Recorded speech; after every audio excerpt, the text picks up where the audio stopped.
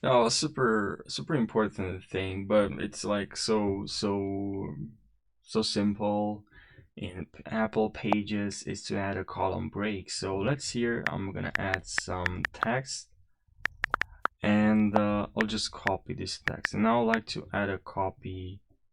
Let's say I'd like to add some the same text, right? And if I want to add a column break from here, or actually it doesn't work, this is because it's just data. I'll add some text.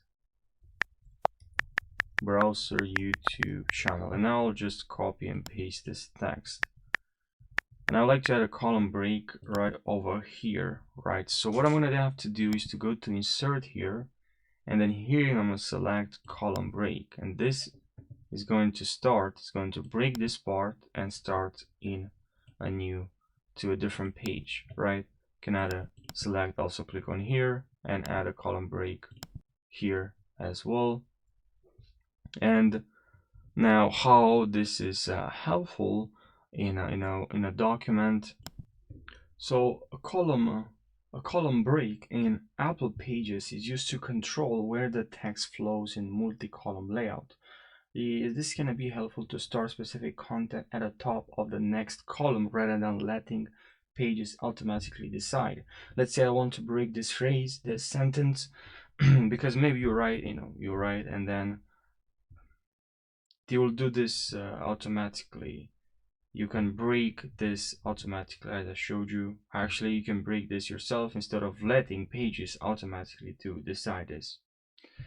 And this is practically useful for preventing for preventing unwanted splitting of text such as sentences or headings across columns, and for organizing text in a more reader friendly way. Let's put it that way.